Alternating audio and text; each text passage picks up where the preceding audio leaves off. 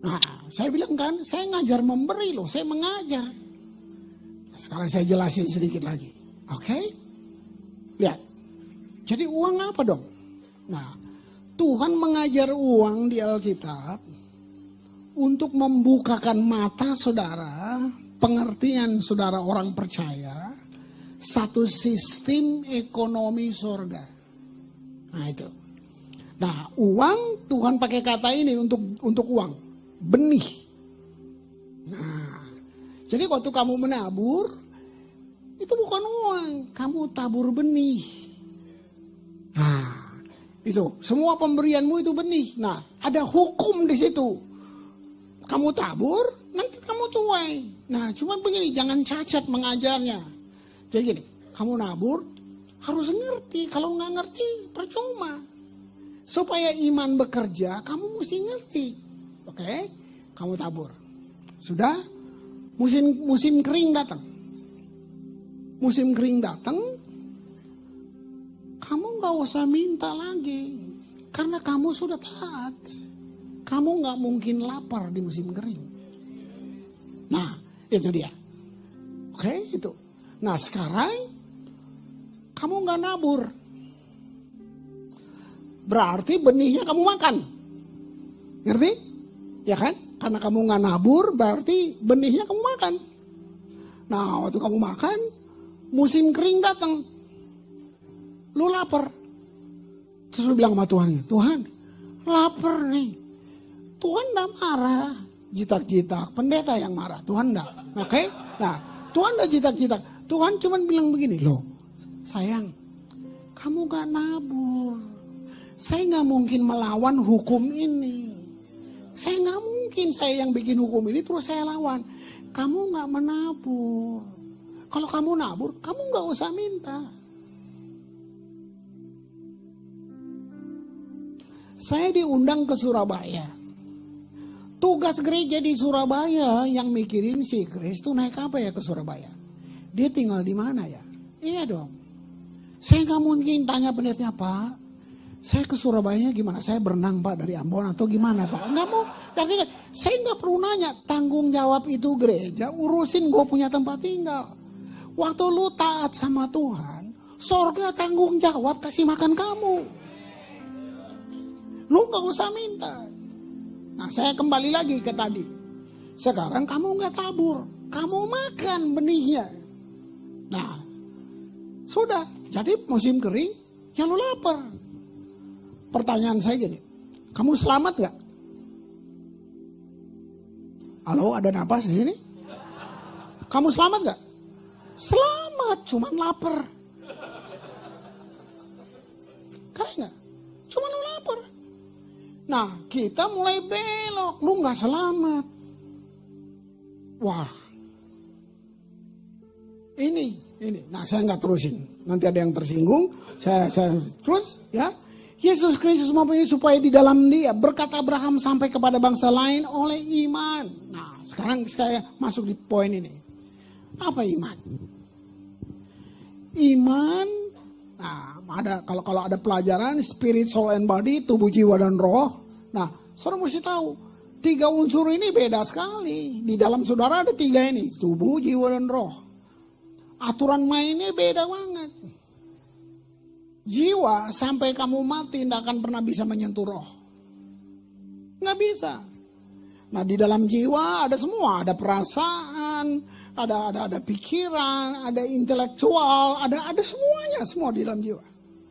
Nah, iman bukan intelektual.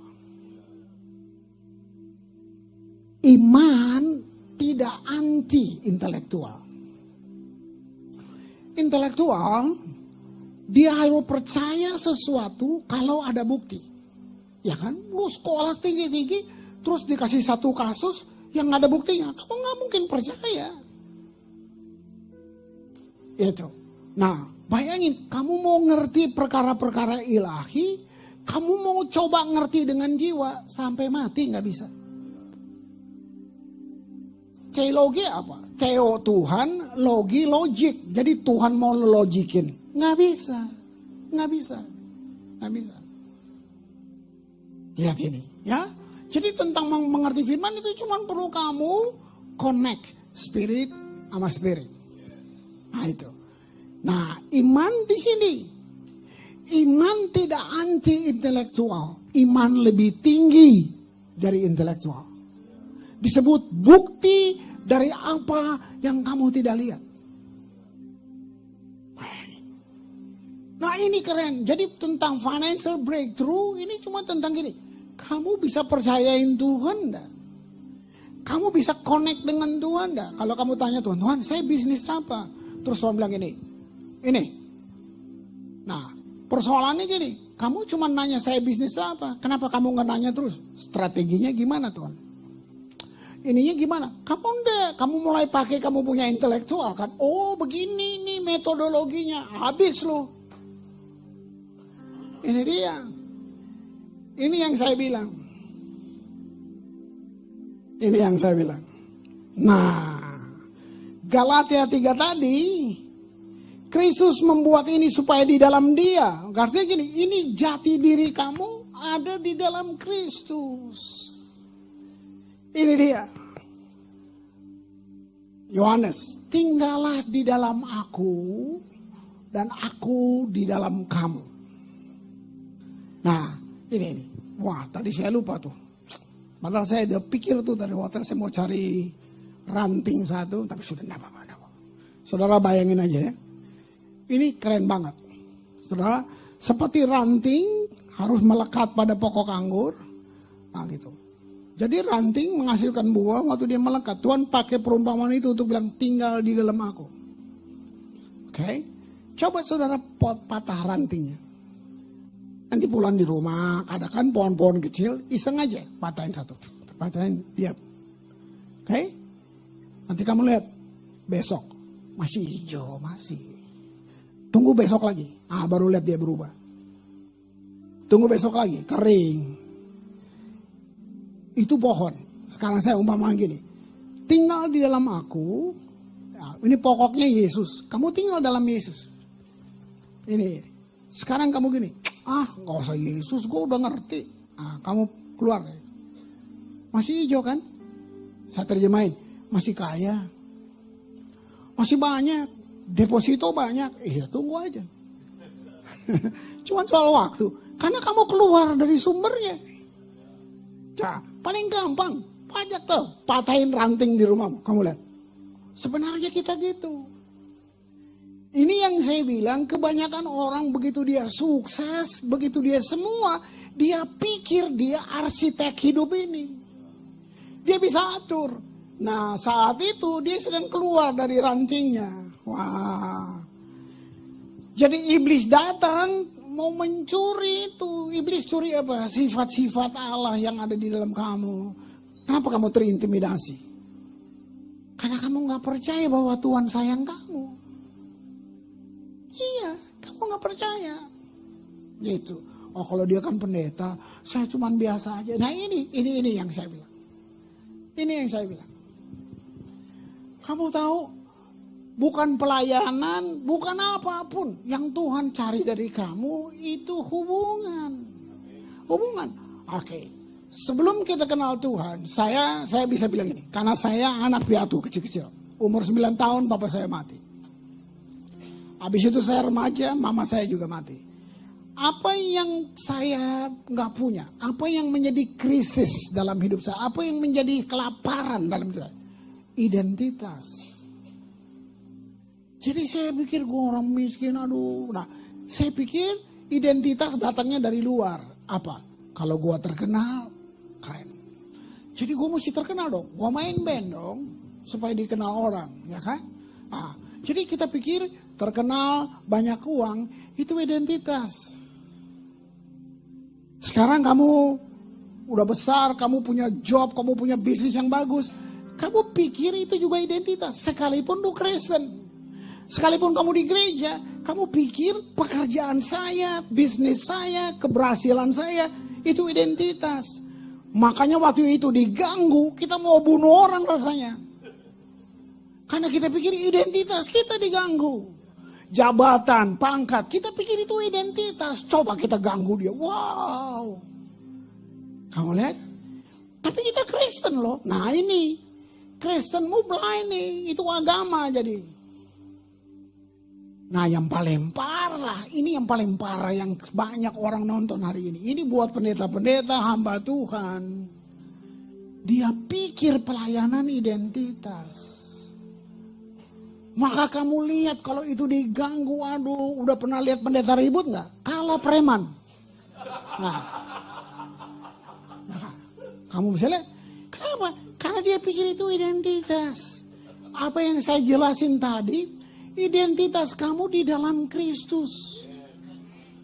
Nenek moyangnya teologia adalah Christ in you, Christ in me, the hope of glory. Itu nenek moyang teologia kita. Jadi identitas kamu bukan apa bisnis kamu. Bukan, tapi saya siapa? Kristus mati buat kamu, sebagai kamu. Bayangin. Iya Pak, saya kan cuma jual siomay Pak. Ya itu kamu cuma jual siomay. Fungsi kamu jadi tukang ojek, kamu jual siomay. Tapi identitas kamu di dalam Kristus.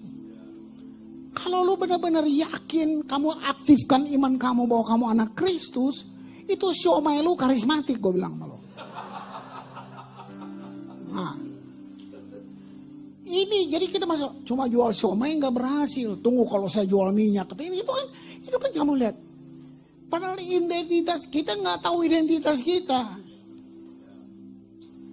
Wow, saudara, ini yang bikin malu karena uang kita jadikan ukuran diberkati Tuhan. Saya diberkati Tuhan. Nanti dulu terlalu banyak orang kaya di luar nggak kenal Yesus kok. Kalau kamu hubungkan uang dengan terlalu mahal, terlalu murah banget. Terlalu murah. Ini dia. Ibrani 13 ayat 5. Janganlah kamu menjadi hamba uang. Gak enak kan? Tapi ini kodaannya di sini. Kata mamon itu terjemah gini, Allah saingan. Iya. Allah saingan. Cukupkan dirimu dengan apa yang ada padamu. Karena Allah telah berfirman. Nah, ini paling penting. Gampang ngomongnya saudara. Loh daging gue bukan plastik. Jangan kira gue gak tergoda. Jangan kira saya gak tergoda dengan apapun. Cuman saya perlu tahu bahwa saya perlu selalu ingetin diri saya. Apa calling saya. My holy calling saya tahu. Oh gue melayani Tuhan. Jadi saya jangan berhayal-hayal pengen punya ini. Enggak. Saya gak perlu berhayal gitu. Saya perlu kasih contoh bos. Makanya saya bebas ngomongin. Karena kerusuhan Ambon, anak saya nggak bisa sekolah dong di Ambon. Terus kita bawa ke Jakarta. Saya luput dari maut bawa semuanya itu. Keluaran anak-anak. 4 pendeta saya dipotong. Nah, sekolah. Terus browsing. Dia lihat, oh diterima di Australia. Gue nggak ngerti punya men. Iya. Ada tabungan dari kamu lahir nih Dep. Katanya gitu. Hitung bisa deh. Saya salah ngitung. Gua pikir 1 semester 6 bulan. Semester di mana 6 bulan? Ternyata 3 bulan mesti bayar lagi. Jadi anak gua nggak bisa selesai. Cuma dengan D3-nya. Jadi dia telepon dong kamu, Ma. Bisa nggak Pak Diporo pengen banget selesaiin butuh 10.000. Bukan 10.000 daun singkong, $10.000 saudara waktu itu. Ya kan? Nah, saya terus bilang gini, nggak ada duit. Jadi saya ngomongnya supaya dia bisa bilang, masa papa jual gereja deh, gitu. Nah gitu kan, itu caranya yang lunak kan supaya dia itu loh. Jadi dia nangis, saya juga nangis. Udahlah pulang. Nah, dia pulang dengan D3. Itu buat orang tua kayak, ya segini aja lu Chris. Jadi saya mau bilang ini daging saya bukan plastik. Waktu saya tutup telepon, ini suara di dalam hati saya. Chris, jemaat lu 3.000 lebih. Lu ngomong besok di mimbar, anak lu sekolah. Loh, jangan kira gue nggak tergoda. Aduh, jangan saudara. Itu saya lagi nangis. Gila, ini bayangin Pak Kri anaknya nggak bisa sekolah. Gitu. Ngomong, suaranya jelas. Jemaat lu 3.000. Lu ngomong besok. Saya sudah pikir, iya deh. Nyelip-nyelipin lagi tengah-tengah khotbah gitu. Sadar. Ya Allah. Sudah mau gitu. Tiba-tiba saya kepikir, kan gue gak sendirian mimpin gereja. Ada staff dong. Saya malah mikir, oh kalau saya bisa ngomong kebutuhan saya di mimbar, berarti mereka juga boleh dong. Masa cuma saya yang bisa? Berarti staff saya juga boleh dong. Wah, itu saya nangis. Saya putuskan, enggak. Bayar. Jadi anak saya pulang. Nah, ini saya mau bilang tentang jangan jadi hamba uang. Kira-kira saya miskin? Nanti dulu, kalau gua miskin Tuhan malu. Cuma gak bisa sekolah kan, kenapa? Udah. Oke, saya gak usah perpanjang. Hari ini anak saya itu ada di Dallas, Texas. Udah warga negara sana. Tanpa dia punya ijazah S1 apapun, Departemen Pariwisata Dallas, Texas hire dia. Karena dia punya art bagus, gini-gini. Mereka cuma ngobrol interview, wah kamu hebat banget ya. Nah coba lihat. Kamu lihat. Ya, cuma butuh waktu untuk saya baru lihat, wow, enggak, gue nggak miskin. Kalau gue miskin yang malu Tuhan. Nah ini makanya saya ngomong bebas. Saya cuma belum waktu bilang jangan jadi hamba uang. Itu maksud Tuhan, aduh Tuhan dah kikir saudara. Nah pengajaran kita yang salah. Kamu beri persembahan buat siapa? Buat Tuhan. Salah. Tuhan dah butuh duit, lu yang butuh duit. Loh, pikir baik-baik. Tuhan gak butuh duit. Pekerjaan Tuhan butuh duit. Dia butuh biaya pekerjaan Tuhan. Running, pemeliharaan gereja ini, semuanya maintenance, semua butuh duit. Tuhan gak butuh biaya hidup. Dia jual 1 bintang, lu gak bisa beli. Nah. Iya, jadi jangan pikir, wah enggak bisa. Kamu gak bisa motivasi Tuhan dengan uang-uangmu, gak bisa. Nggak bisa. Oke? Nah, 2 Timotius 2 ayat 15. Lihat ini. Usahakanlah supaya engkau layak di hadapan Allah. Nah, ini nih belum selesai. Sehingga sebagai seorang pekerja, nah kalau saya ngomong pekerja, ini bukan pendeta, aduh terlalu kecil. Semua saudara dan saya kan melayani Tuhan. Fungsinya gini, saya hamba Tuhan di dalam gereja, kamu hamba Tuhan berprofesi di luar. Nah, ayat ini bilang gini, supaya di hadapan Allah sebagai seorang pekerja yang tidak usah malu. Nggak usah malu tuh apa? Nggak usah malu dengan identitas kamu. Iblis suka datang bikin malu. Suka gini, makanya saya nggak layak. Nah ini iblis. Semua intimidasi bukan Tuhan. Saya kasih gambar, supaya saudara tangkap aja. Oke, gini. Kamu bisa lihat. Lu lagi nyetir pagi, mobil kesenggol, jebret. Terus ada suara gini, lu sih tadi pagi gak doa. Ada kan? Akan? Kamu gak baca firman sih. Ruko kebakar, pendeta nanya, perpuluhan lu beres gak? Kurang ngajar. Nah ini, karena kita digituin di gereja. Mari, coba. Kecil. Saya nggak tahu lu bikin gitu nggak buat anak lu. Kita kecil-kecil gitu kan. Mama, papa, guru sekolah minggu, ngajar gitu. Ayo berdoa ya, tutup mata. Nanti Tuhan marah. Sembarangan. Lu mana ayatnya? Mana kalau lu nggak tutup mata Tuhan marah? Mana. Nah, jadi dari kecil kamu sudah punya belief system di otak lu. Tuhan tuh marah. Makanya baca supaya nggak dibodohin pendeta. Lu tuh gak mau baca firman sih lo orang nih semua padahal. Ini nih.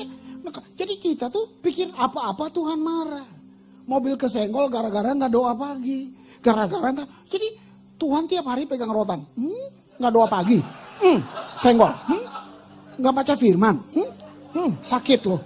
Nah, gitu. Saya gak ikut Tuhan yang gitu. Nah iya Pak. Tuhan izinkan saya kena sakit kanker ini supaya saya rendah hati, Pak. Gua nggak ikut Tuhan yang gitu. Gua nggak ikut Tuhan gitu. Kamu lihat, itu belief sistemmu yang rusak.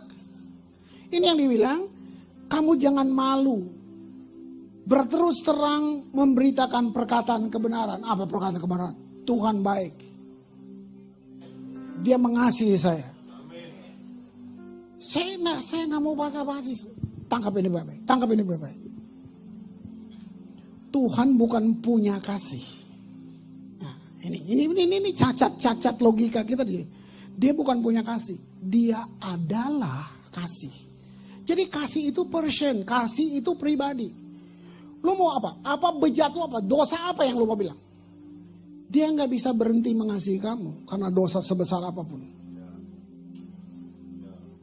Nggak percaya kan? Ya urusan lo. Gue mau bilang apa lagi lu nggak percaya? Coba. Oke. Tuhan nggak bisa berhenti mengasihi kamu karena sebut dosa apa yang lu mau bilang? Bunuh orang. Paling lebih ngeri lagi apa? Mau bilang apa? Berzina apa? Lu sebut tuh. Terus gara-gara itu Tuhan berhenti mengasihi kamu. Kamu yang berhenti menerima, dia nggak bisa berhenti mengasihi kamu. Kalau Tuhan berhenti mengasihi kamu 5 menit, artinya dia berhenti jadi Tuhan 5 menit. Nah, saya tutup. Ini terjemahan The Message. Ini satu kisah Perjanjian Lama, Amos 9. Nah, ini keren banget, ayat 13. Nah, ini terjemahan The Message ya, gitu. Ya, baca pelan-pelan aja. Nah, kalau saudara bisa nanti renungkan di rumah, yes, indeed, it won't be long now. Sesungguhnya waktu akan datang, dia bilang gitu kan. God's decree, ya demikianlah firman Tuhan.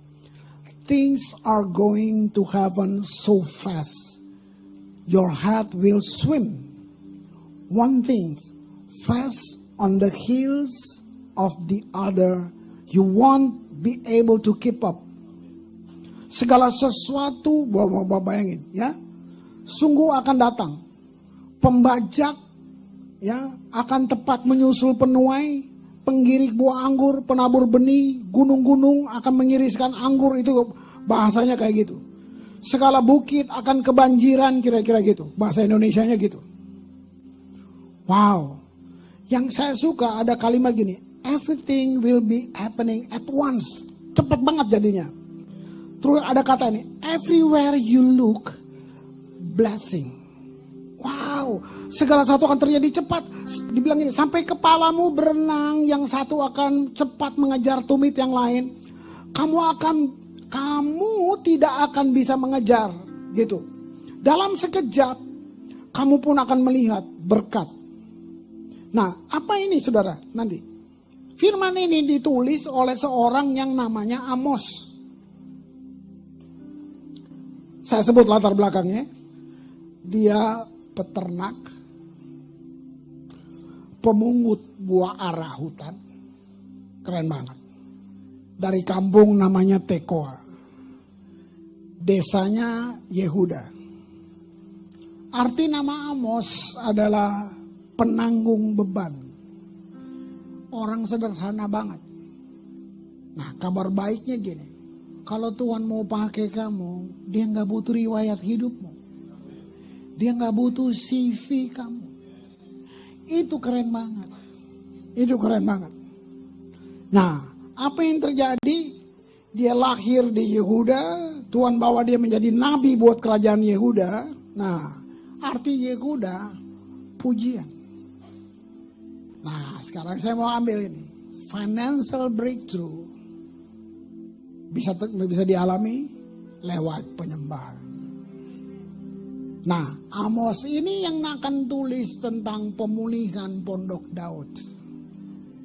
Amos inilah saudaraku, dalam ketaatannya. Amos punya pengajaran ini membuat Israel menjadi bangsa penyembah. Israel bangsa yang dipimpin oleh penyembahan. Dibilang ini, Daud menyenangkan hati Tuhan 33 tahun. Nah, apa yang terjadi waktu Daud pimpin Israel? 33 tahun Tabernacle of David dibangun, itu ngapain? Pujian, penyembahan 24 jam, 33 tahun. Dia menyenangkan hati Tuhan. Kamu tahu apa yang terjadi?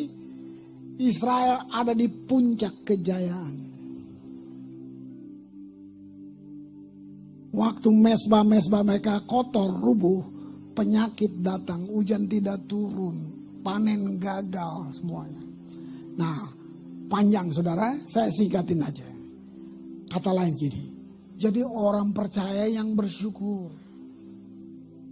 Cuman itu, kalau enggak kita ngalami hidup jadi budak. Padahal Tuhan angkat dia mati buat kita, kita disebut anak. Saya tutup dengan Yeremia 29 ayat 11. Lihat. Yeremia 29. Sebab aku ini mengetahui rancangan apa yang ada padaku mengenai kamu. Tuhan yang bilang. Demikianlah firman Tuhan. Rancangan damai sejahtera.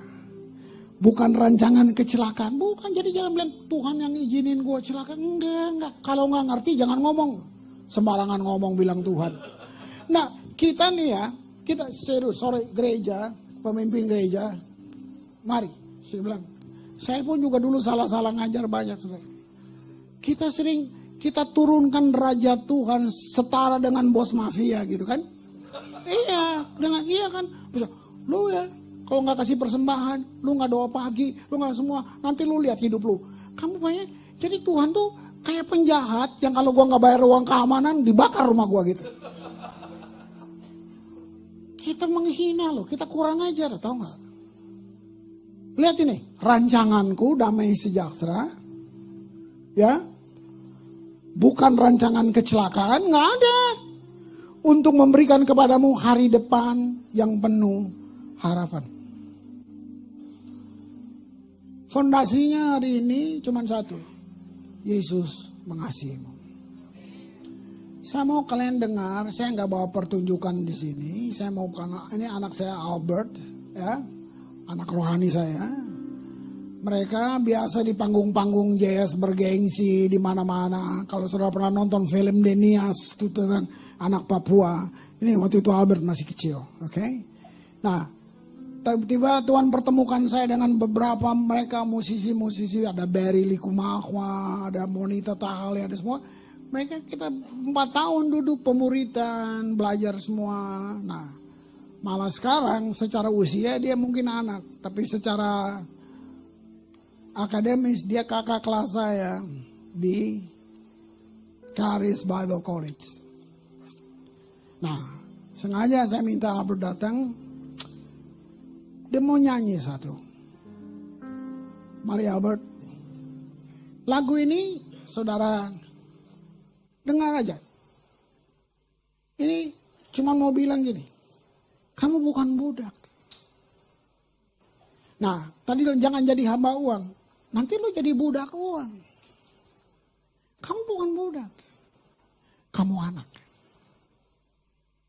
Kalau budak, kamu penuh dengan wow. Padahal lu Kristen, padahal lu ke gereja. Tapi kamu di dalam ada spirit yatim piatu yang selalu gini. Gua gak layak. Gue memang gak pantas. Kamu selalu kayak gitu. Nah, coba kalian bukan nonton, tapi coba renungin per kalimat yang dia mau nyanyikan. Renungin kata-kata ini. No longer slave. Silakan Albert.